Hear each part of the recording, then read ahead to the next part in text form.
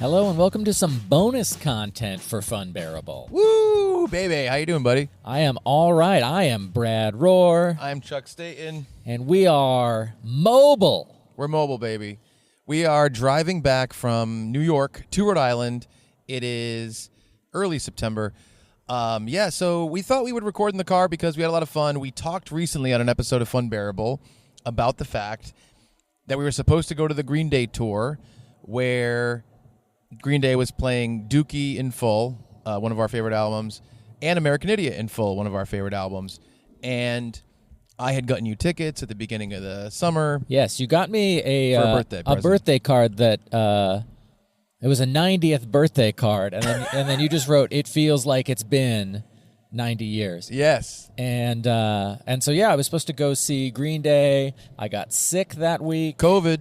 It killed me. Yep, I had COVID too, but I was okay. I died. I came back to life, barely. I felt like it just made me stronger. Yeah. But so I had to go without Brad. And of course, very regrettable also that my parents couldn't go because of COVID.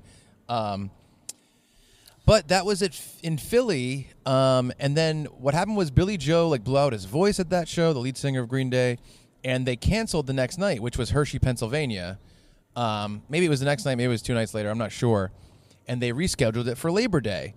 So when that happened, my wheels started turning, to every day turn. Yep. Is that it? And I also noticed, because I was trying to sell tickets, the ones that I had bought, for my parents and for you, that you couldn't be used, that the tickets leading up to the showtime just were dropping like crazy, and you can get pretty affordable tickets. Like day of or an hour before or even after doors open. Yeah, this is like the show start. I think the doors were at 4:30, show starts at 5, something like that. And, you could still look at the cost of these resale tickets up until 7:30 or something like that. And so because the tickets dropped in price so much, and because they were also going to be on the East Coast again, I went to that first date in Philly with Natalie, my girlfriend, and we had such a good time. It was so amazing. I couldn't believe the production on the tour. They played for 2 hours and 40 minutes. It was just incredible. I was blown away. I was like, oh, man, I'd love to see it again. And Natalie felt the same way. She's going to go in Colorado, I think. I was like, man, I don't want Brad to miss this. What the hell was that? You see that? Yeah, I did. 2 cars just kind of darted out of this lane. But so I was like, man, maybe we can drive down to to Hershey, Pennsylvania, and we can go again. And we can get tickets that are pretty good and not very expensive. And so when I went to float you the idea, I didn't know how you'd take it, but you already had kind of the same idea in your head. Yeah, a little bit. I was like, man, wouldn't it be neat if we could do that? Yes. But it's impossible to do. Yeah. So let me just shelve this on you know what? On a shelf on the boulevard of Brad's broken dreams. And so here was my weekend. You ready for this? Yeah. You POS? Yeah, no, I'm ready. Piece of salami. So Natalie was supposed to come into Rhode Island on Friday morning and land in Providence at 6 a.m. That was her flight. And we were going to go to the NOFX final shows in Brockton, Massachusetts that weekend. Saturday and Sunday. Yeah. And you were coming to Saturday. Yes. Thank you, Lou and Laura Perella. Yep. They got you a ticket. And I grabbed, some tickets for me and Natalie a long time ago.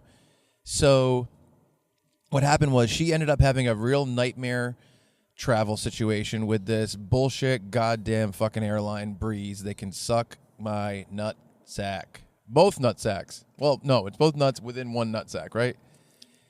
They share a room. For most guys, yeah, but yeah, some people have 3 or 1. And or 2 nut sacks. Oh, okay. Yeah. That's what I meant. 3 nut sacks or 1. But so what happened was she went to go literally board the plane at midnight in Denver. And as they were boarding, they said, you know what? Actually, this is going to be delayed 14 hours. They refused to talk to anyone about it. Breeze refuses to have they don't have a customer service number to call. You can only text customer service. And they refused to help with hotels or anything for people who were there.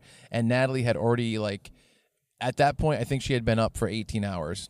And she was planning on sleeping a little bit on the plane and then getting in and maybe resting. But So it was a really very stressful overnight. Yes. We had to scramble. I had to call around to hotels in Denver for her, and I got her a room to stay and just like sleep.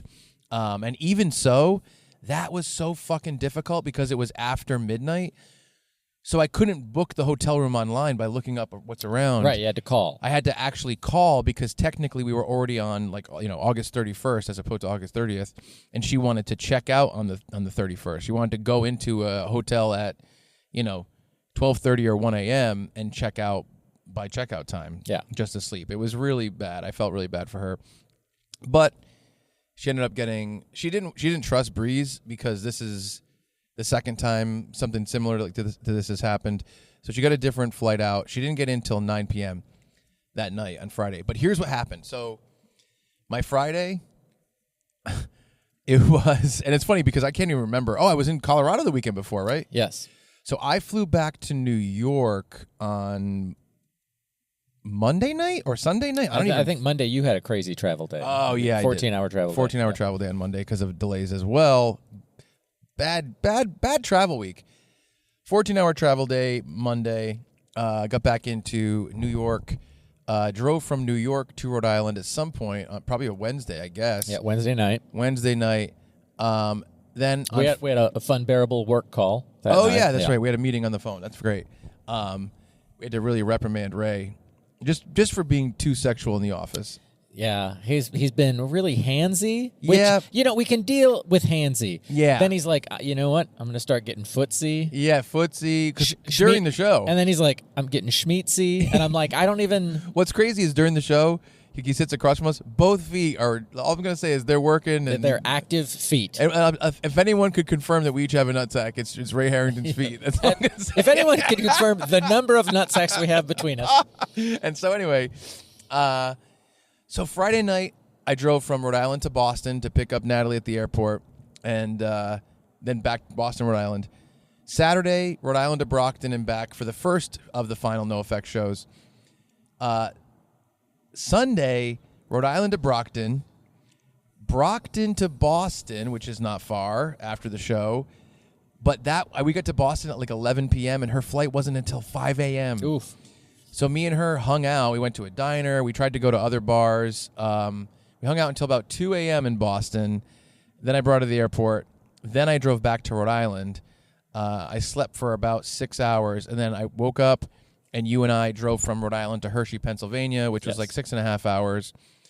We went to the Green Day show. We drove back from Hershey to Staten Island, my apartment, for about 2.5 hours. Yep. Then we woke up today, and now we're driving from Staten Island to Rhode Island. Yes. To get you back for improv tonight. Yes. So it's been a lot of travel the past 1, 2, how many days? What day is it? Tuesday? Yeah, it's 4 5 days. days? 4 or 5 days. Friday, Saturday, Sunday, Monday, Tuesday. This is the fifth day. Yeah. So, but yeah, so I because there was so much travel and so much stuff going on, I thought we'd use this time driving home to talk about some of this fun times. So I think we should talk about the NOFX shows in Brockton. Sure. So NOFX is on their final tour, right? Yes. And they're basically doing 2 or 3 dates at every stop because they want to do like as many songs as possible. It's not quite a discography tour, but they have been advertising specific albums for specific dates and stuff. And I was thinking about going to Brooklyn, which was 3 nights in a club, or going to Brockton, which was basically like 2 punk and drublic dates, which is all-day fests with 8 bands, and it's outside, and it's a really, really, like, it probably holds like 6,000 people. Right.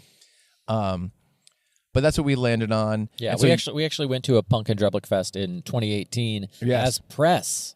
Oh yeah, that's right. We went as press for the Chuck and Brad podcast in the same place, Campanelli Stadium in Brockton, and we saw the Interrupters. That was that. Actually, you know what? You know who we saw on that show? Bad Cop, Bad Cop. Bad Cop, Bad Cop. The Mad Caddies. Right when that Covers album came out, so they did some of that stuff. Yes, Punk Rock Steady. That was awesome. So anyway. This weekend, myself, Brad, and Natalie went to the NOFX day 1 in Brockton. Saw my buddy Cat Food Kelly, the lead guitarist of my band, Senior Discount. Saw a bunch of people. Shout out to Fun Bear Nate for coming up and saying hi. Oh, yeah, that's right. A guy stopped us. He's like, hey, I just want to let you know, I don't want to bother you guys, but Funbearable has quickly become my favorite podcast. And I was like, wow. He's like, I hope there's no problem in the studio with anybody getting too handsy or footsie. And we're like... Was this guy on our call? Yeah, we just had to like shake our heads and look at the ground. Yeah. And I got and Tuesday was there and said hey too, Nice. which was nice. But so what'd you think of the NoFX show that night? I thought it was a lot of fun. First of all, I had hot dog number 30 of the year. Wow. Wait, no, sorry. You said year. He meant week. I meant year. And and so we got there in time to see Bouncing Souls play. Great band, love them. Yeah. And very fun live. And then they reminded me there's a bunch of Bouncing Souls songs that I love. I'm always like, I know like one song or two songs. But there was a bunch, and they're so good. True Believers, that's so good. And then we ate. We watched the Circle Jerks perform, a band I'm not super familiar with, but thought they sounded good. They sounded faithful to what they are. Yes. And then we sat down for a couple minutes, and then it was time for NoFX. And just brief, like we were not in the pit. We were pit adjacent. Yeah. And man, oh man, some fans were not cool down there. Yeah, you got some. It's really tough. We were talking about the punk rock community because we were stopped in Green Day. You were stopped by someone who wanted to talk to you about your NoFX shirt and said, hey. And also, we were stopped at the NoFX show. People talked about the podcast. And like then you became friends with the people next to us. Yep. And I had a really great time at NoFX with a lot of really nice people. There's so many nice people in the punk rock community who want to be helpful and positive, and that's kind of like part of the ethos, right? Yeah.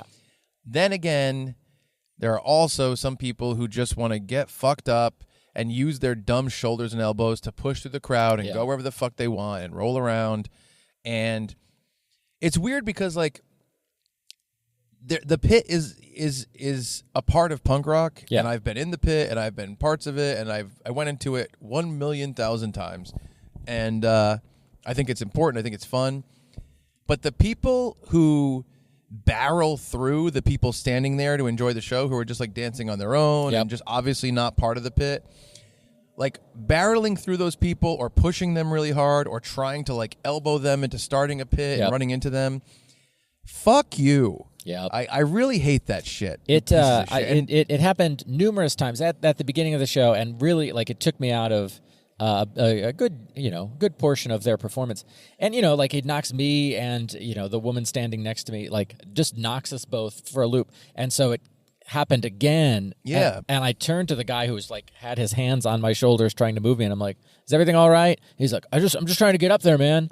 And I'm like, turn sideways and scooch past. Like, I don't care if you do that. Like, if someone comes behind you and goes, "Oh, excuse me," and they want to go to the pit, everyone's gonna be like, "Oh yeah, go ahead." Yeah, I'll say, everyone's gonna be tap nice. me on the shoulder. That's fine. Putting one hand on each of my like upper biceps, and then like trying to physically move me is not cool, man. And so bicep is generous. I know. Just gaycep. I was gonna say unicep. I went with... Yeah, I know what you went with. Everybody knows what you went with. Straight half gay, nope, all gay. And if everybody, like, honestly, if we wrote down that setup and we're like, what joke is Chuck going to go with? They know what angle you're approaching that joke from. But so then later, another guy just, like, barreled through us and I stomped, like, at his foot. Oh, you'll hear some stories of... Oh, I was unhappy. I think I'm worse Yeah. when I'm with a woman. Yeah, of course. And I feel like she's getting manhandled or bumped into, or people are being... I'm so protective. Yeah. And, you know, I've been going to punk rock shows since I was like 14, but I'm way more protective. So I was very protective of Natalie. I really annoyed the shit. Can I say one of my favorite Chuck moments? We had gone to a club years ago. The woman you were dating, her friends, me and you, and there was a guy who was like being a creep and coming up and like dancing on them. Oh. And so you and someone else and me like went and we danced on that guy and we were rubbing all of our nutsacks on him. Oh, yeah, there you go. And he's like, oh, I don't like this. And we're like, that teaches you a lesson about consent. He didn't learn the lesson. No. But it you know, we did what we could do. Yeah. And so I'll say NoFX sounded killer. And I think this is the funniest, like the consistent funniest banter, because NoFX, funny band. Yeah, very funny. And I think a lot more of it landed And you know, I thought it was great. I had a good time. Thank you, Lou and Laura, for buying me that ticket. Thank you, Chuck, for chauffeuring me around. Yeah, And thank you to the good people at Trolley Dogs. Well, it's been a funny thing because, you know, Brad's been unemployed for a long time. So I know that you feel guilty about spending money on anything that's fun. Yes, I do. Like he'll buy himself a piece of lettuce, and, you know, to put in his cage and some new sawdust. Yep. He'll buy the necessities. Yep. He's got toilet paper in his house, folks. Don't you know? Yeah, I shred it to make a nest. Yeah, that's right. Remember that time?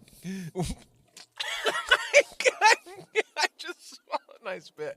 I was gonna do a thing where we cut open your droppings and we put together a mouse skeleton. Yeah. That's a joke about owl pellets. Yep.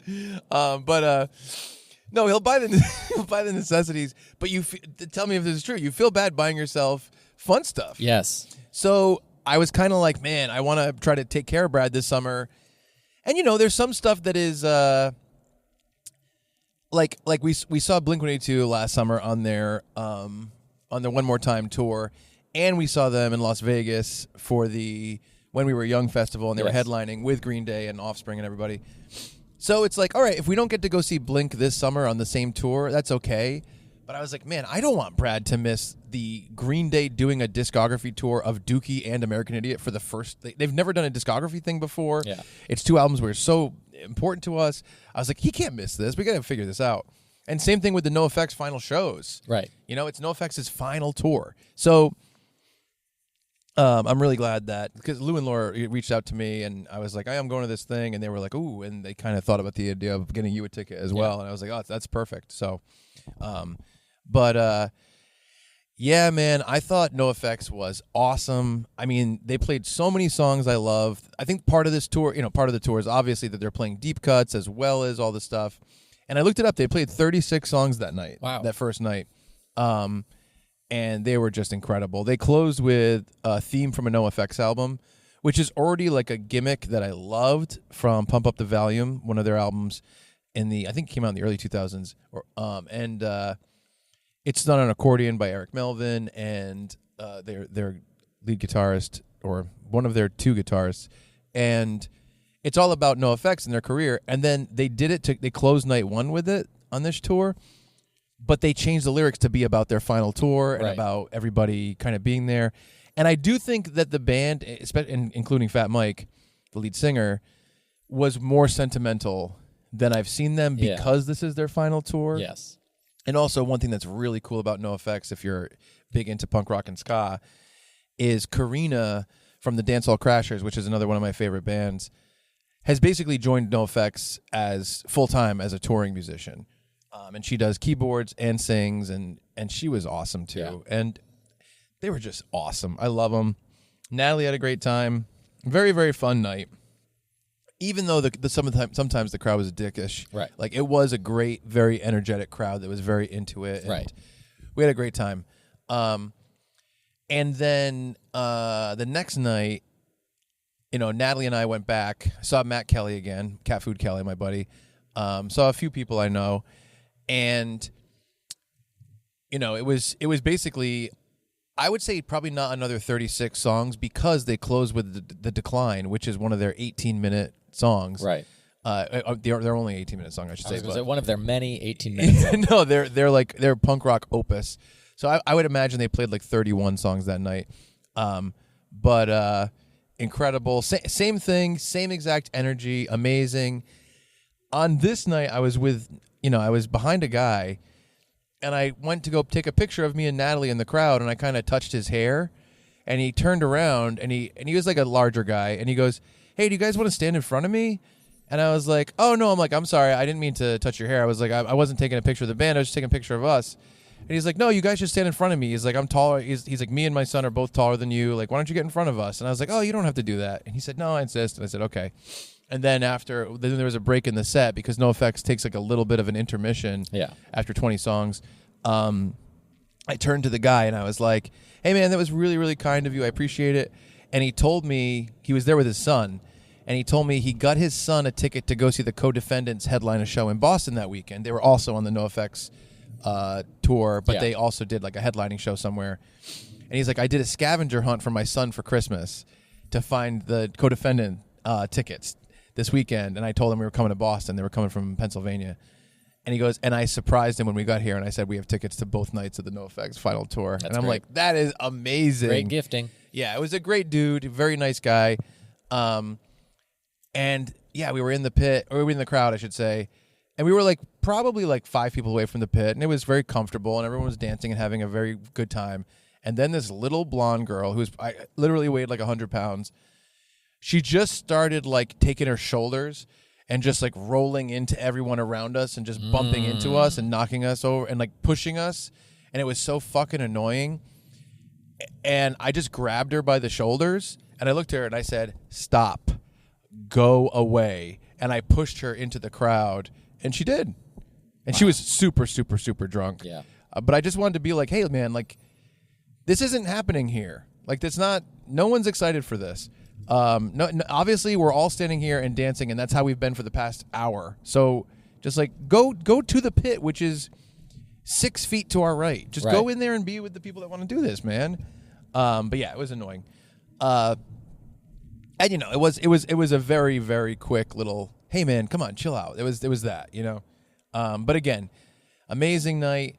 They killed them both times. You know, NOFX always shocks me with, like, the combination of the fact that they're being stupid, they joke about fucking up all the time, and Fat Mike is drunk or high or whatever, but then they just murder these harmonies and these crazy bass parts and these it's so good. All the guitar work is so awesome.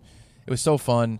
They did this very extended bit to end night one with the accordion that I thought was great. Yep. Hilarious, but amazing. I'm so glad that we got to go to the NOFX final tour. And yeah, after that was pretty rough because Natalie and I was like, I knew she had a 5 a.m. flight in Boston, and she's the kind of person that'll be like, it's okay, just drop me off at the airport at 11:30. It's okay, I'll just hang out. It's okay. Yeah. And I'm like, that's not cool. I'm like, I'm not going to do that to you. So we went to this diner in Boston. It was a real pain in the ass. They were really pushing us out. I'm like, because we were like debating on where to go, and I was like, we both kind of agreed, like, oh, let's go to a diner so we can just chill out and spend some time together and talk before you leave and not feel like we're rushed out of like a little pizza place or a little taco place. Right. And man, did this diner stick us in a wicked small space. And then after 40 minutes, they're like, here's your check. Are you ready to go? Can you go? Can you leave? And Natalie had like ordered a glass of wine because she thought we could chill out for a little bit. And she's like, I guess. Okay, I guess so. And they were like, can you move to the counter? And we're like, I guess so. We went over to the counter. There was 3 seats. And then they sat 2 people in 2 of the seats. And I was like, there's not even 2 seats at the counter. And they were just kind of like, well, I don't know. We need that table. And I was like, I mean, I thought we were paying customers at the table too, but okay. It was really annoying. And we went to look for a bar. But I think because it was like, I guess college is just back in session. Right. It was the night before Labor Day. Yeah, so they don't have class the following day. Yeah, so it was just nuts all over Boston. We just wanted to find like a sleepy place to hang out, but we didn't actually get to a bar until like 1:25 a.m. And they closed at 2. Yeah. So then I brought her to the airport, and then I drove back to Rhode Island, listened to the new Tuesdays with Stories, and had to write down the name and the description and all that stuff on the way back. Got some work done. And then we woke up and we went to Pennsylvania. And it was funny because like me and you had been like, yeah, on Labor Day we'll go to Pennsylvania. But we never really figured out the logistics. Nope. I mean, in my head I was like, well, we'll go to my apartment in New York afterwards because it's only like 2 hours away. Yeah. So that makes sense. I go, and, you know, I mean, if me and you are getting up and leaving at 11 a.m. and it's a 6-hour drive, it's not really too much to have to plan. Right. So we just kind of, it was funny because we didn't talk about it that much at all. And then on Sunday night, like late, I'm like, all right, just be at my house at 11:15. And you're like, and then you showed up at 11:15. I'm like, all right, we're on our way. And it was weird because it's almost like it didn't really feel like we even confirmed these plans until like the day of. And then we're like, all right, let's just drive down. And, you know, me and you, it's easy to do like road trip stuff. We just talked the whole time. Yeah. And it was a wicked easy drive. Yes. We never even dealt with like, even though we went through rush hour, we didn't really deal with rush hour traffic. Yeah, there were some slowdowns, but, you know, nothing that made me grind my teeth with rage. Yeah. Which, honestly, doesn't take that much. Yeah, you'll love doing that. Ugh. I had to give him a little teething thing. Yeah. But I bit through it. Yeah. It's true. And all the ooze came out and we had to take him to the hospital. Yeah. But I've I can fight with the turtles now. Yeah, that's right. Sorry, against the turtles. yeah. So, Your abominations. I've never been to Hershey, Pennsylvania. Neither had I. And we got there. It was like very picturesque. Yep. It was funny. We're driving around these like lakes and these like little hills, and we're going up and down, and the sun's out. And I'm like, this feels like we're on a road trip. We parked close by to the venue, walked. We saw the roller coasters. I didn't even realize it was an amusement park until Brad pointed it out. That's true. I just thought that they had like the Hershey factory or whatever. And I was like, all right. And we started checking ticket prices. We finally got tickets that were like first section from the stage, wicked close. And I'm like, oh, the tickets are $89. And it was like 7 o'clock, which means it was a couple hours after doors. And I'm like, let's just do it. So I grabbed the tickets. Yeah, like on the walk from the car to the venue was when we purchased tickets. Yes. And I don't know how this has escaped me for a long time. We were talking about this yesterday. Growing up, like I would go to a ton of shows, and I always bought tickets pretty much ahead of time. I mean, if something sold out, I would buy resale tickets, but it wasn't super common. But now I'm realizing the bigger the show, I think it might be like smarter to just go to the show on the day of and try to find cheaper resale tickets, because the tickets originally that I got were $220 each. Yeah. For very pretty close. These were even closer, and they ended up being $89 each. I think I was thinking about this this morning. The idea of like looking at, for lack of a better term, historical precedents. Yeah. Before making this plan. So if you're like, my Def Leppard is playing at whatever venue. Yeah. And you're like, I'm going to do the Chuck and Brad method of waiting and then buying tickets day of. Like, look at the previous dates Def Leppard has played. Like, that's what we did. Go on Live Nation or SeatGeek or whatever. Look them up and see what they're selling for, because there's not going to be a huge, obviously there's a difference between what you're paying, when Pearl Jam plays Madison Square Garden this weekend versus what they would, the New York surcharge, basically. Yeah. But the idea of Chuck looked at 5 or 6 different shows, and it was always, like $85 to $100. Yes. At 2 hours before Green Day went on. Yeah, I just every night of the tour, I would just check Ticketmaster, StubHub, Vivid Seats, Game Time, and I don't remember the other one. Yeah. But I checked 5 of them every day for every day of the tour, and I just kind of got an idea of how much it would be, which was much less than buying them firsthand beforehand. And I was like, let's do it.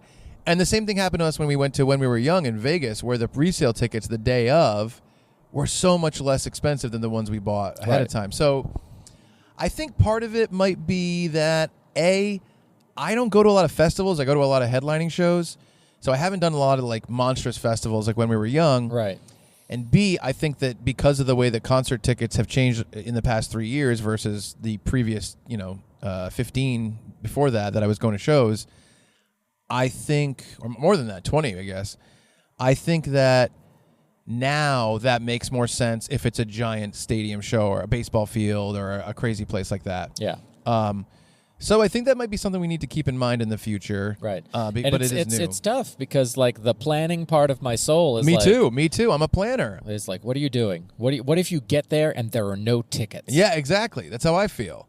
Then you're going to have to go on roller coasters and eat Hershey Kisses all night. You're going to have to go on roller coasters and just see Green Day when you get to the top of the coaster for 2 seconds. Yeah. Shit, take a picture. My camera! Yeah. By the way, I never told you this. So Natalie and I went to, when I was in Colorado last weekend, I was in Colorado to do the Colorado Springs Comic-Con. Yes. And I moderated for Nolan North from Uncharted and the Rick and Morty voice cast. And on Sunday, after the panel, we went to the Colorado State Fair. And Natalie was like, oh, let's go on some rides. I'm like, all right, cool. So we went on some rides, like, the Himalaya. Yes. There's that ride. There's the one where you stick to the wall, all these different ones. Yep. So I went on one that was kind of like a Himalaya. Okay. And I kept my glasses on my face. And I'm like, afterwards, I'm like, it felt a little weird. Like, I felt like they could fall off. Yeah. And so on the next one, which was the actual Himalaya, the first one was just kind of similar. I put them and I folded them on my collar, and I was like, that's way safer. Yeah. I didn't tell you this. We do the whole ride. My collar fell off. And she's like squishing me, because of the centrifugal force. Is that right? Yeah, probably. And I'm like, all right, got off the ride, put my hand here, no glasses. And I'm in Colorado too, and like I need my glasses to see. I don't use contacts. Yeah, you're like Hans Mole Man. And I'm like, what the fuck? I look all over inside my clothes, inside the cart. They're gone, baby. Gone, baby. Gone. Yep. And I was like, what They the are fuck? Mystic River. Oh wait, different. And author. it's funny. Yes, they're funny because like everywhere, it has signs that are like, we will not stop ride progress to find your phone. Yeah. And I'm like, is this different? Because I was pretty safe with these. It's my glasses. What do you want? My glasses. Yeah. I wanted to be that guy. That's a cool guy. And I went to them and I'm like, I went to the Carnies. Is that offensive, Carnies? I don't know, man. All right. Anyway. If it's not offensive now, it will be in 10 years. Yeah. So I went to the Carnies and I was like, hey, like I can't find my glasses. We prefer the term carne asadas. That's great. What a weird preference, but okay. I went to the carne asada. Oh, I by the way, I prefer a carne asada to a carne any day of the week. But anyway, so I was like, hey, I lost my glasses. And the guy's like, you get a couple seconds to look for them. And I was like, you piece of shit, carny. And What'd you say? Yeah. And so, you know what we should, you know how you're not allowed, I'm just going to say it, you're not allowed to say gyp anymore. They gypped me. That's correct, yeah. What if we said they carned me? Because it's carnies are kind of like, they're always trying to take advantage of you. They are. They're like, oh, throw this ball at this goldfish. You're going to take home a dead goldfish. I mean, it's not the dumbest thing we've come up with on Funbearable. Oh, you carned me. Yeah. All right. We're going to say that. Right in the carn hole. Yeah. And so, by the way, you know that Natalie refuses to call cornhole. She calls it bags. She calls it bags. She's like, ew, cornhole. That's disgusting. No, Yeah. I'm calling it bags. I'm like, you're weird. You know what, Dave? Did you hear David Tell's joke about it? No. He's like, I love playing cornhole, or as I call it, lawn anal. Yeah. A great joke. We saw David Tell a couple weeks ago in a non-air-conditioned comedy connection, and it was very fun. Yep. Anyway, looked around. Went to another carny. I was like, this carny. I'm like, this guy's not going to help. This And guy's he held not- up my glasses. This guy's not going to carn me. Yeah, exactly. Yeah. He had the glasses. How'd he get him? I think he found them on the ground. I don't know. They must have flown off, and he somehow found them. But like Wow. the sun was going down. I saw a little kid throw up.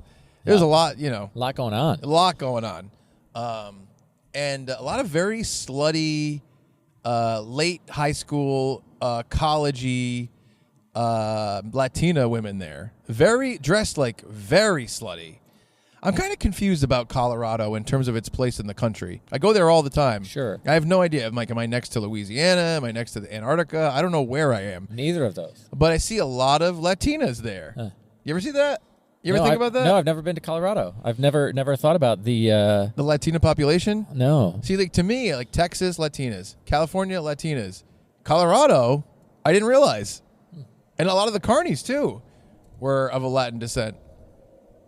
Good. Good. What do you mean by that? Equal rights for everyone. Well, I'm not saying there shouldn't be any rights. But anyway, so he found my glasses. Wow. Which is pretty great. I was picturing me having to wear sunglasses all night long through my flight to the next day and then Yeah. have come home and get some, temporary glasses or something weird. But anyway, so back to Pennsylvania. We get to Pennsylvania. We park. We go. We get the tickets really easily. We walk right in. And our seats were awesome. Great seats. Awesome seats. And I was like, man, this Green Day show, I was so touched in a way that I am rarely touched by this concert. I was like, I cannot wait for Brad to see this.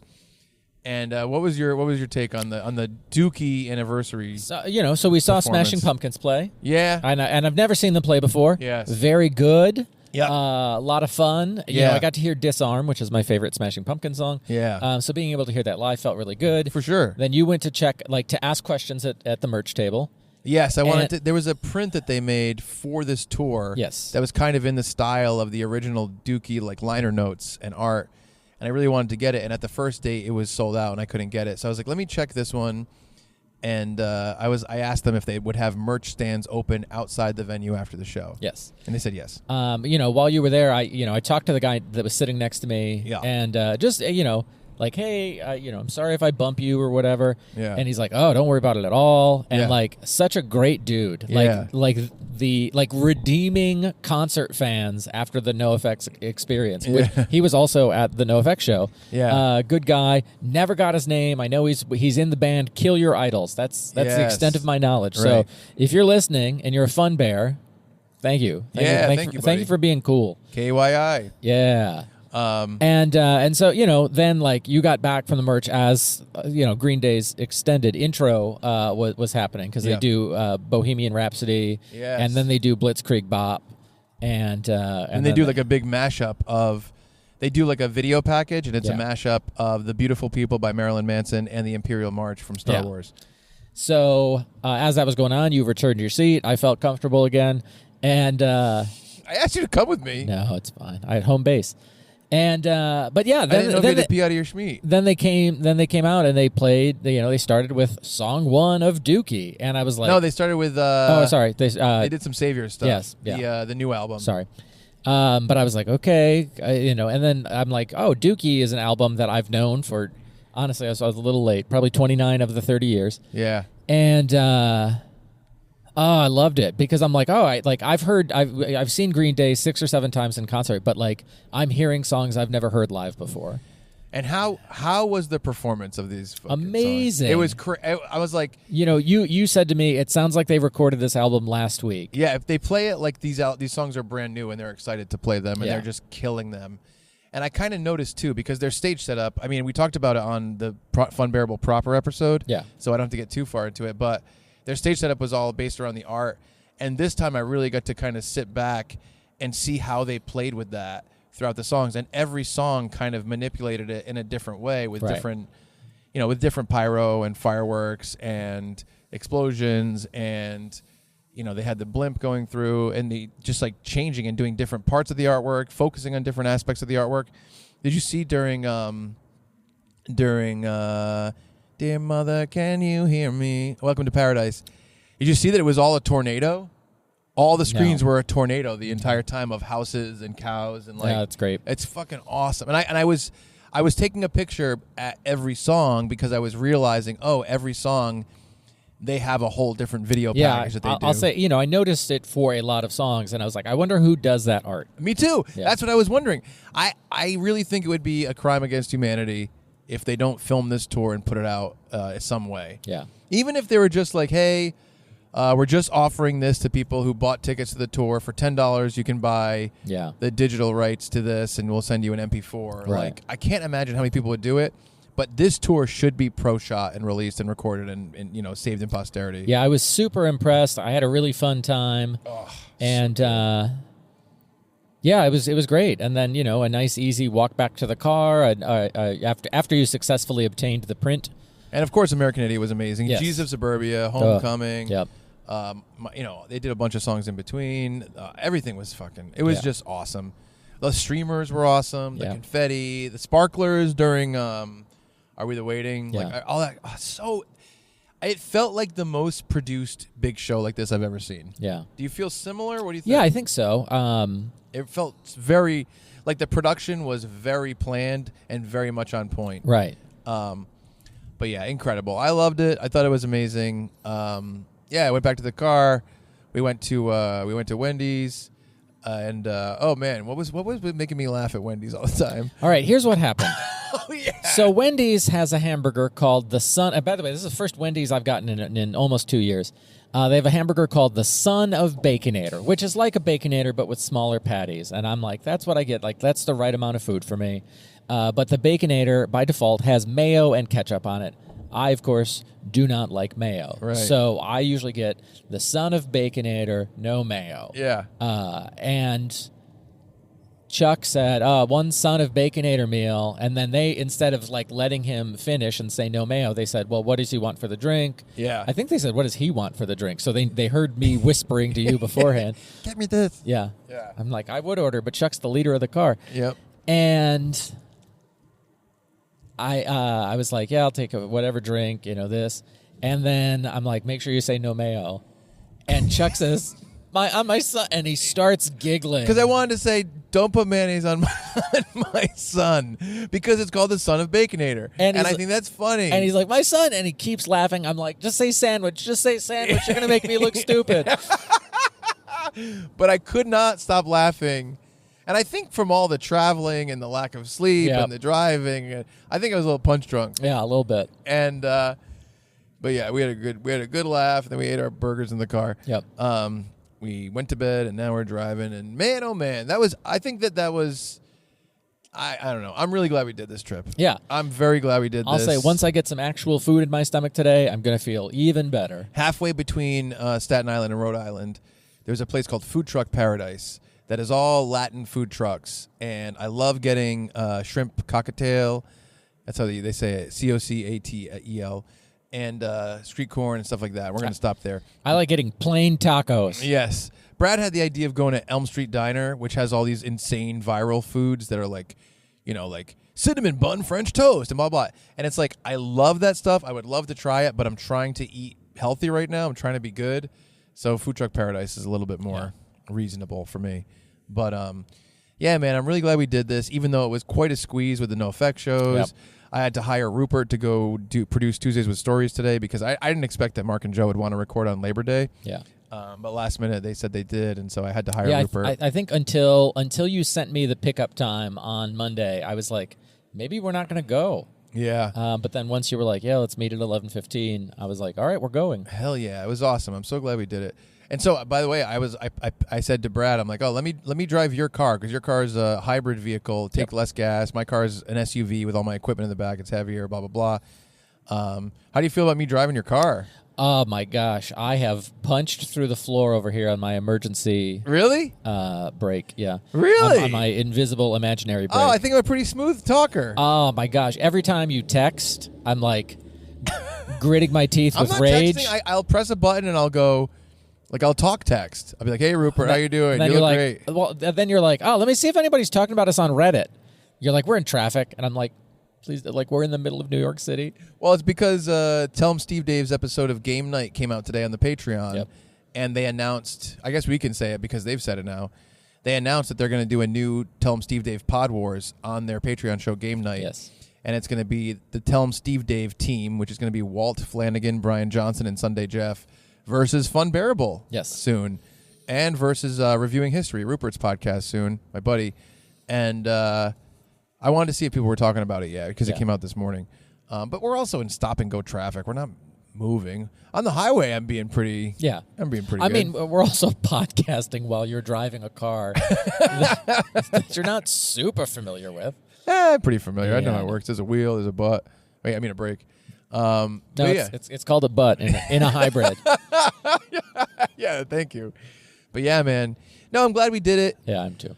I realized recently, not just, I mean, it's this summer as well, but I've been traveling more this year than I think I've ever traveled before in my life. This summer, I've really been making a point to go to all the things I want to go to and really fill my time with not missing out on those things. And I've been thinking about it a lot. And I think it might have something to do with the fact that I turned 40 this summer. And I kind of feel like a big change in my life is on the horizon. And I don't really know exactly what that means. I know that I feel very stagnant work-wise. I feel like I'm not really doing what I wanted to do. And I'm desperate to make a change. I'm in a long-distance relationship with Natalie in Colorado. And so she comes out here once a month and I go out there once a month, and that takes a lot of time, and I'm trying to like introduce her to things I like. She's introducing me to things that she likes, and we're having a lot of fun together. But I really feel like my time has been filled with travel and experiences and trips more this year than ever before, especially in the summer. And I was thinking about the fact that I'm like, I wonder if the fact that NOFX is on their final tour this summer, Sum 41 is on their final tour this summer, which I'll be going to in about a week in Red Rocks in Colorado. And Green Day is doing their 30-year discography tour for Dookie and their 20-year discography tour for American Idiot. And I'm wondering, this is all happening during the same summer that I turned 40. Yeah. And I'm wondering if this is all kind of wrapped up in like, man, like this is how you've lived for a long time. You've gone to a lot of things. You always cared so much about going to concerts and comedy shows and doing these things. And I'm wondering if I'm just like making sure this happens before like a big change happens. And it's weird. Yeah. I think, just laying the cards on the table, it's like I'm really happy with Funbearable, the podcast. I'm really happy with what we create and do, and we do live shows, we do very alternative podcasts, we do like Pitch Doctor stuff, we write things for the podcast, we come up with different ideas, and I really love that what Ray and you and I are doing together. Yeah. And I'm happy with that. The only thing I really want to change is I want to get more listeners and find ways to make money from Funbearable as opposed to just throwing all my creativity at this thing that we're not making money from right now. If you'd let me start my faith healing business, I would love to. That's great. I'm really happy with Tell 'em Steve Dave and my work with them. I've been consistently doing projects with them for 8 years now. Great relationship with Walt and Q and Bri and all the guys in Tell 'em Steve Dave world. And, I've been brought in more and more on camera and on mic. I host Tesdy Tapes, the show, and I'm going to be hosting another show coming up soon about Q&As, questions and answers.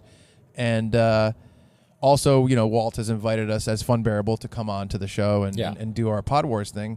And that makes up, I'd say, about a quarter of my income per year financially. But it's very, I get to be creative, and I'm really happy with that stuff.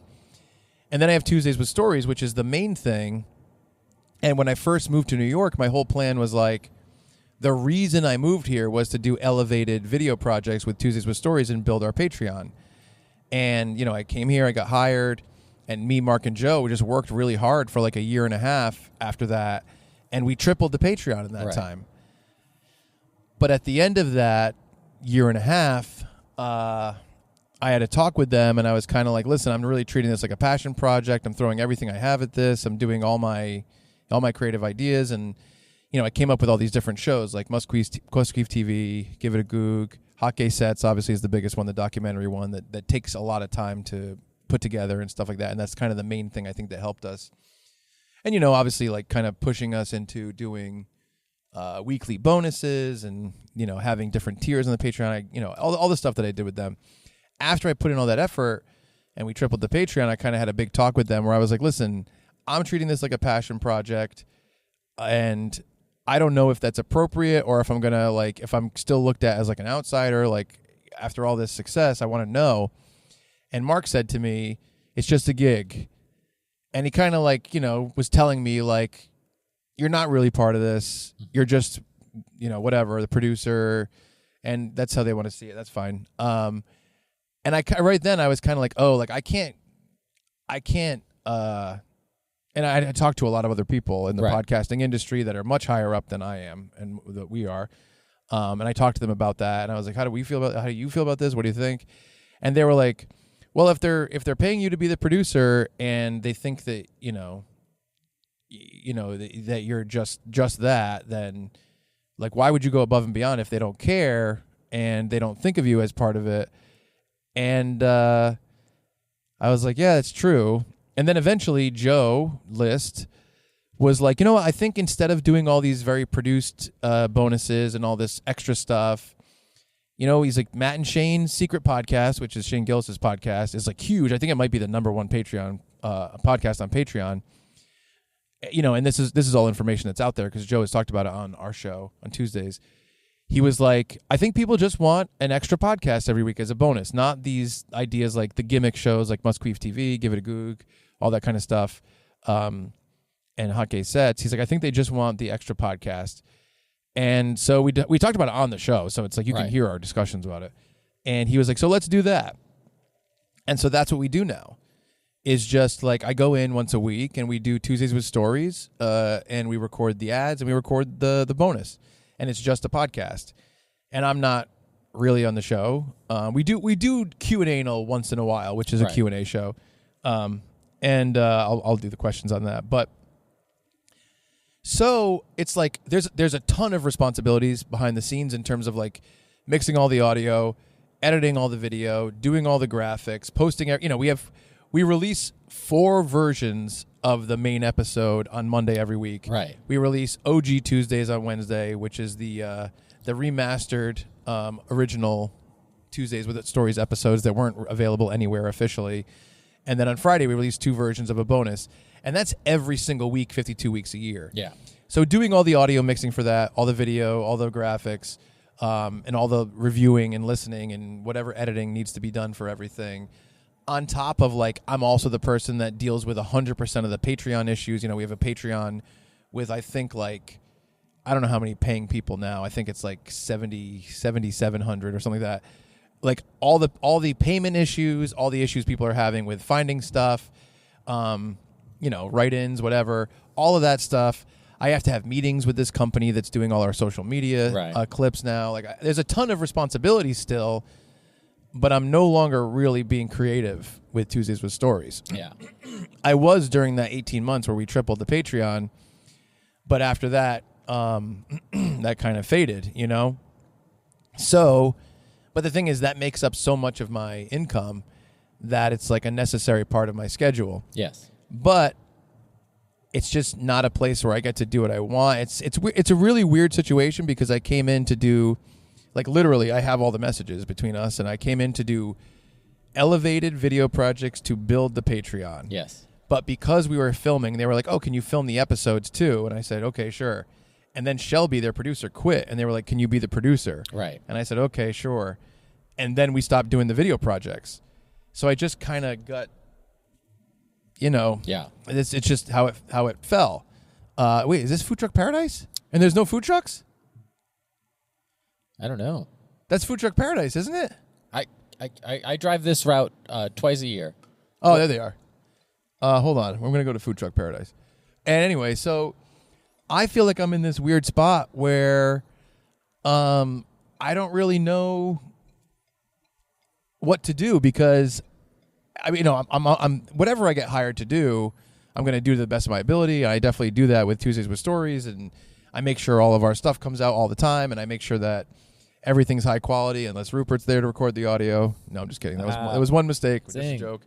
But I make sure all this stuff happens. I always go to our meetings, and I take care of everything, and I communicate with everyone the way I should, and whatever I'm asked of, that's a typical producer thing I do. You know, I direct our live shows and whatever. But I'm no longer being creative with these guys. And, you know, I kind of made a decision a long time ago that, like, the media landscape is changing.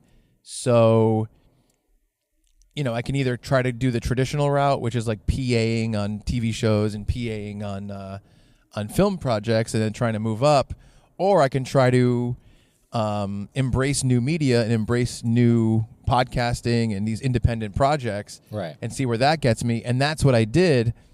And, you know, that has been great with Tell 'em Steve Dave, and that led to work with Kevin Smith, and it led to work with Mike Birbiglia and Drew Barrymore. And I did that with Tuesdays with Stories. And unfortunately, with Tuesdays, it's now become kind of non-creative. Right. You know, and of course, I want to shout out my team because I have a production company, and Kyle Ballagarin, Craig DePina, Jimmy the hair guy are all part of my production company, and I hire they work for me. I pay them every week, and they do a ton of work for me, and they really help me get all this stuff done. And everyone has different roles, and I really, really appreciate that. However, it's still not creative. It's just like I'm building a business. Right. It's just like I'm building, and it's like I didn't get into this to make money, like, and that's it. Yeah. Over creativity. Because if I wanted to do that, I could have just been like an accountant. You know what I mean? Yes. I got into this to be like a legit, like, you know, a filmmaker. And I was really happy doing, I can't believe how many notifications I'm getting as I'm trying to put in Food Truck Paradise into my GPS. Can you believe this? It's fucking crazy. Anyway, so I'm in kind of a weird spot, and, you know, I'm turning 40 this year, which has really given me a wake-up call with this stuff. And It's like, hey, like, you wanted to do creative stuff. You're really just basing your life around just kind of making money in this industry, right, doing this thing. Creative adjacent, yeah. Yeah, it's creative adjacent, essentially. And, like, I'd love to be podcasting with people. I'd love to be doing film projects, but, like, that's not really what I do with Tuesdays. I'm just producing a podcast, you know, in the corner. And and Joe and Mark are like the funniest guys ever. So it's fun. So it's like, that's cool. And I wish we were doing comedy projects together. Where I was contributing creatively, but that's not the case anymore. That was when we were doing Hot Gay Sets, and I was 100% happy doing documentary projects with them, but that's not what we do anymore. And so I think the fact that I turned 40 this summer is a wake-up call with this kind of stuff where it's like, why are you, you're not doing creative stuff. You need to make that more part of your life and part of your pursuit. And now I'm in a serious relationship again for the first time since fall of 2021? Yep.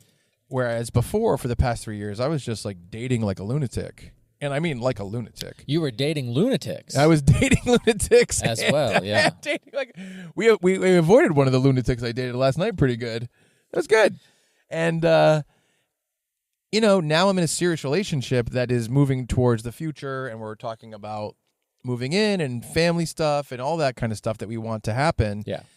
And I think the combination of the creative work, wanting that to be more of a priority, as well as me moving forward with like this relationship and having a family and stuff like that. I think there's a part of me that is looking at my life as like, you don't know when this weird freedom you have is going to end. That's true. And I will say, like, I live a very strange life of leisure. We kind of never acknowledge this. You ever think about that? Yeah. We never really acknowledge the fact that, like, I have a house in Rhode Island. I have an apartment in New York. We acknowledge that. And I do pretty much what I want, like, all the time. Yeah, you're like Bam. Because, come on. In so many ways. And we're going to wake up, Brad. And that's all we have to do is wake you up. Yeah. What the? Yeah. You got me. But, I mean, because I run my own company, and so much of my work is post-production. Right. Like, I obviously, like, whenever we have to film with Tell 'em Steve Dave, Funbearable, or Tuesdays, I have to be there. But, like, even Tuesdays, I mean, you're only actually recording in the studio for about 2 to 3 hours a week. Right. And even on those now, because I'm not part of it creatively, I'm hiring guys to do it for me a lot of the time. Yes. Jason Katz, Brian Rupert, those people go in and produce for me. Because it's like, well, why do I even need to be there?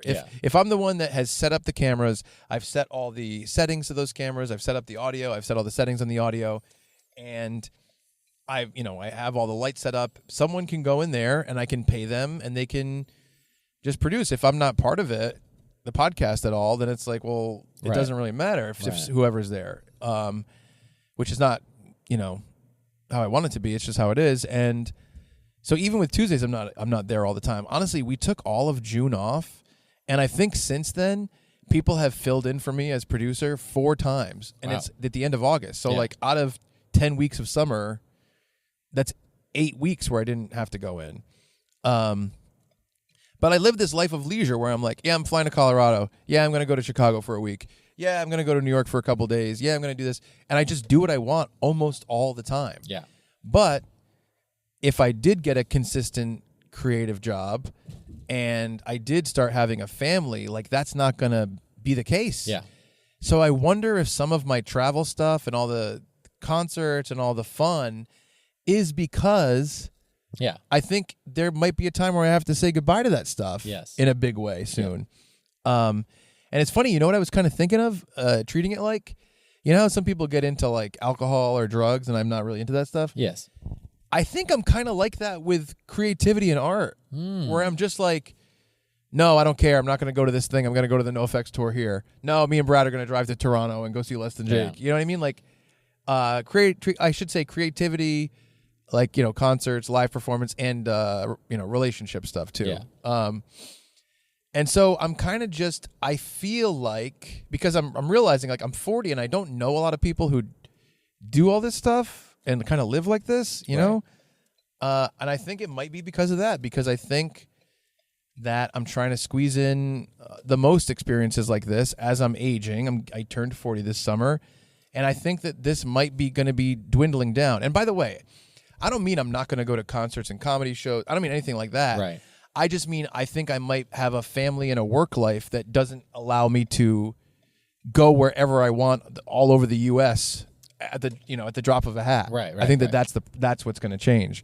And And I think that might be part of the way I've been living. Like, what do you think about this as my best friend who's been seeing it happen? I mean, I didn't think about it until you pointed it out, of the idea of like, oh, I need to seize these, because you've always been like, let's go do a thing because we don't know if we'll be able to do that thing again. Yes, that's true. I have always had that as a thing. So, but this year, adding in the trips to and from Colorado, and like we went. I also went on the Impractical Jokers cruise to the Bahamas. Yeah. You and I went to Toronto. Yeah. We haven't really made I mean, last year we went to Las Vegas, a couple months before I went to the Bahamas. That's new for us. Even just getting up in Rhode Island and driving to Hershey, Pennsylvania to see a concert. Yeah. That's not something we often did. I just, like the Toronto trip was planned before there was the possibility of family stuff. Sure. You were still in lunatic mode at the time. Oh yeah, heavy and so. Well, by the way, just real quick side thing. I also thought that would be fun because our buddy Stephen Griss lives in Toronto. Yeah. And that was kind of like, I'm like, we can go visit Griss. I asked him if he'd want us to come, and he's like, fuck yeah. So he's a lunatic too. He is awesome, but the best kind. Yeah, so. He is. He's a great dude. And he also occasionally works for me. I wish he would come back to working for me all the time because he's one of the best employees I ever had in terms of an editor. He's excellent, but I think he has his own full-time job that kind of takes up his time as well. Anyway, continue. Sorry. Well, that just, it makes a lot of sense. I hadn't really thought of it that way, but yeah, I mean, maybe it does. Who knows how your little twisted brain works? Yeah, twisted indeed. Yeah. But yeah, I've been given it. That's a callback to an old Chuck and Brad episode. Oh yeah, twist. That's with Ray Harrington. But you know what? Let me pause this as we just got to Food Truck Paradise. Oh, are we in New Haven, Connecticut? Yeah. We're going to get some Mexican food, fill our bellies, and then we can come back to this. Sure. And close it. But I'm very excited to eat, and we'll be right back. All right. We are back from our delicious... let me give you a pause before that. We are back from our delicious lunch break. We are. I had some street corn and Mexican shrimp cocktail with extra avocado. I had tacos. And we fed some seagulls. And crows. Yep. Got to take care of our corvid friends. Corvid. Yeah. But yeah, so, I've been giving a lot of thought to all this stuff and the way I spend my time. And, there's a lot of different things that I'm open to doing in terms of, directing stuff, writing stuff. I am very open to having, to producing a podcast being a big part of my career and my life. Yeah. But I don't want to, it's not creatively fulfilling for me to be on one where I just produce and I'm not part of it or something. Right. Because obviously, on Funbearable, we all share parts of the production. Yes. Behind the scenes, Ray mixes all the audio for each episode. Craig, our buddy, does a rough edit of the video. I will do the fine edit, and then do the color correction, the color grade, pick all the pictures, make the thumbnail, write the description, do the name, and then Brad provides the sex appeal. No, Brad cuts all the clips and posts them all and schedules them all on social media. And so we have a pretty good balance of the production end of that. But in terms of a big podcast, a podcast that makes a lot of money like Tuesdays, it's not creatively fulfilling to just not be part of it and just produce it. So that's not really... I mean, obviously, that's not what I said when I started working with them. It's not what I was interested in doing. It's just how things fell. And Tuesdays is a weird situation because, and I thought about this recently because we hired this company, this social media company that works with us. And they were like, oh, what are the challenges, blah, blah, with Tuesdays. And I was like, one of the things that's hard about growth with Tuesdays is every other podcast with big comics has guests. Yeah. Every single other one. I can't even think of a huge one that doesn't. Right. And so with Tuesdays, it's really difficult because you don't have the benefit of having a new audience tune in every week. It's from a different thing. If even on You Might Be Drunk, which is Mark Norman's podcast with Sam Morrill, it's they've had on, I think, Judd Apatow. They've had on Allison Brie. Yeah. And Al Franken. I mean, and this is on top of people like Ari Shaffir, Ian Fidance, Joe List, Dan Soder, all the big comics. So we are at a real disadvantage in terms of growth because we don't get to have a new name come in every week that gets, that shares the clips and is part of the show. Yeah, how can you steal any fans? Exactly. So how can you get fans from those people to come over? And it's tough because, like I think that Tuesdays has established their identity in that way. Like when they started, they had guests. And then they did a bunch of episodes in a row. This is 9 years ago with just Mark and Joe. And then when the guests started coming again, which was like Greg Stone and different people like that are super, to me, Greg Stone is hilarious. I think he's hilarious. People were shitting on them like crazy. And even I think a year and a half ago or 2 years ago, Mark and Joe had Ari on, Ari Shafir, very nice guy. They had him on to promote his new special, and it was kind of like a one-off thing that they just were like, oh, let's just have a guest for this 1 week. Right. And a lot of people were super shitty about that and super negative about that. And that's kind of been par for the course whenever there's another voice on the mic on Tuesdays with Stories. So unfortunately, it's kind of, I think it's been really detrimental to the idea of how to grow, because people are always commenting on our numbers, which our numbers are pretty incredible. Tuesdays with Stories is in the top 0.05% of podcasts overall. Wow. Yeah. It's very big, just like Tell 'em Steve Dave, and Funbearable's in the top 2% of podcasts. But this is much, much, much, much, much higher. Right. So our numbers are great, and when you see our YouTube numbers, I think that makes up about a third, between a third and 40% of our numbers, because we have more audio listeners by far. So our numbers are really good in general as a podcast, but I think that people see other podcasts, like We Might Be Drunk or Soder's podcast or whatever, Are You Garbage, with higher numbers, but all of those podcasts have guests coming in and out all the time. Yeah. I mean, last month, I think Are You Garbage had Rob Lowe, Matt Rife, crazy stuff. So, and this is on top of consistently having Mark Norman, Sam Morrill, Joe List, Dan Soder, all the big comics from New York. So we're at a disadvantage because Tuesdays is there's no guests ever. Right. And that's it's Mark and Joe's podcast, so it's it's up to them what they want to do. And I understand the bounce between those two is so specific that it is very difficult for a new person to come in randomly 1 week and just fit in. Yeah. And I do think some people do fit in. I think Soder fits in really well. I think Ari fits in really well. There's a bunch of people, but yeah, but if I was part of a podcast like Are You Garbage or something like that, where the producer is part of the show and they're on the show, then I would feel creatively fulfilled, but that's just not the situation with Tuesdays. I personally think that what we should be doing at Tuesdays, if we wanted to make a lot more money, and I think we could make a lot more money if we did this, and this is how we grew, is to continue to do the varied shows and to do the documentary projects and really make it kind of go above and beyond, which is what we did for those 18 months where we tripled the Patreon numbers before just kind of stopping where we are and just doing the stuff we're doing now. I think we could. I think that that's the way to go. But I think what people don't realize because a lot of people kind of comment on this, is that Mark and Joe are really successful, talented comics, and that's their careers. Yeah. And podcasting is a side thing of being a comic. That's what they care about. Joe just had Joe just had a baby. Mark is going to have a baby very soon. They have very busy careers. They're very successful. So it's podcasting is just not a. I don't think it's as high of a priority to them as it is to just doing stand-up comedy and making all these different things. Making all these different podcasts and podcast-related projects is very time-consuming. Yes. So, and I think even if what I want to do is I would probably like to go somewhere and do another big podcast project where I am actually creatively involved and creatively part of it and whatever. Who knows if that could be with someone related to Tell 'em Steve Dave or an Impractical Jokers thing with those people. A lot of options.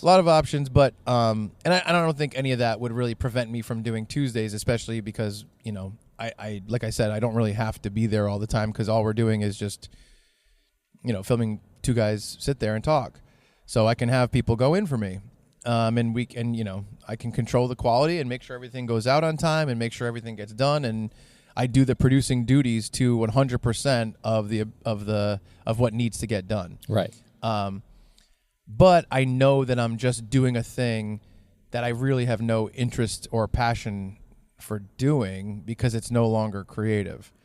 And I really know I've been feeling the pressure in my own life of just like time is passing and I'm really treating this. It's basically, I keep telling myself, if I just wanted to make money, I could have been an accountant. That's the thing. Yeah. I know I said it earlier, but I really feel like that. So I got to kick myself in the ass and find a place to go that I will be creatively involved and part of the team and stuff like that. So, but yeah, so I think that all that stuff, along with getting back into a serious relationship and taking that really seriously and trying to be very mature about what that means and the future, I think it has made me feel like, oh, my life is going to change pretty soon in some big ways, and I don't know what those waves are going to be. Right. You know? And again, I want to reiterate, like, I don't think I'm going to stop going to concerts or stop going to comedy shows. It's just going to be like, I don't know if I'm going to be able to be like, we're going to go to Toronto to see Less Than Jake. Right. We're going to go to Pennsylvania to see Green Day twice. You know what I mean? Like, I already did this once, and I did it again today. And I think that's one of the reasons I've been really crazy this year. Because I was just looking at my calendar and all the stuff that I'm doing. I'm like, I can't believe how often I've been on a plane this year and how many different places I've been and how many different experiences I've been, how many different experiences I've had just because of the nature of how this year has gone. Yeah. And it's really, really interesting. But yeah, so that's been in my head a little bit, and I think that that's been kind of fueling all this kookiness in terms of travel. I get it. You know? But yeah, so I'm really glad we got to go to the NOFX shows, and I'm really glad we got to go to the Green Day show, even though it was such a fuck ton of driving for me and travel in general. Can I tell you something that I thought was a little messed up? Yeah. It was when we pulled into that food truck paradise, and it's all food trucks, and it's all Mexican food. And Chuck, right after we stopped recording, said, "Wow, feels like I'm at the Colorado State Fair." And I was like... It actually does kind of feel like that. It's like, what a weird pull. He lost his glasses. Yep. Well, it's funny, actually, the Colorado State Fair, when you walk in, it's just lines of food trucks. That sounds it was mostly Mexican food. Yeah, that sounds great. It was pretty great. But yeah, man, so I'm excited. I think, this is probably going to come out, around mid to late September. The last episode where we did cover the Green Day stuff and the COVID talk was also our post 100 episode. Yes. So it kind of depends on 100 comes out. Right. And I'm very excited for all the stuff we have coming up for Halloween and Christmas. Yes. Because we've been talking about that kind of stuff. And we have a lot of, obviously every year we've done a bunch of Halloween episodes and a bunch of Christmas episodes, and we're keeping that going. We're very excited to go up and film with the Tell 'em Steve Dave guys and do the game night Pod Wars for the Patreon, and we're going to try to use that to also get some other Tell 'em Steve Dave related stuff done for Funbearable. A lot of fun stuff coming in. It's funny because it's going to be October, which is going to be all the Halloween stuff, including our live show, and then it's going to be November, which we're going to do, Gibby the Ghoul, Thanksgiving Ghoul, Chapter 3, which was written by Brad. Yep. Haven't recorded it yet. But I think that in November, because December is packed with Christmas stuff, I think November is where you're going to get a lot of other weird projects, like maybe some of the stuff we were doing with Tell 'em Steve Dave and some other stuff that's coming down the pike. Ray has a special project that he was working on that's going to be lumped into Funbearable, and that's really fun. And also, I will say, I've been digging into my archives of some stuff that I filmed over the years that has never seen the light of day. And I'm like, man, I never really had a YouTube channel, It's like Senior Discount, my band, Brad was heavily involved in all the videos we did. And we would put those up on our Funny or Die to promote a show. Yep. But it wasn't just like we were putting up videos all the time. No. So now that we have the Funbearable channel and we have a place for Brad, myself, and Ray to put our creative projects, I think there's a lot of stuff in the archive that can go up, including, stuff from our previous live Halloween and Christmas shows. And I'm just going to say it. We already talked about it. We did an episode of the Chuck and Brad podcast a couple of years ago and it was myself and Ray versus Brad Rohr and Brian Bowden from the Stoner Dad podcast. And it was just a Christmas games episode where we went against each other head-to-head with Liz Moniz, a comic in Rhode Island who's awesome, as the judge. And we did it in Warren, Rhode Island, live at the Galactic Theater. Yep. Sold out. And it was a super intimate podcast games episode. I shot it with one camera at the time because we didn't at the time the Chuck and Brad podcast never released video. No.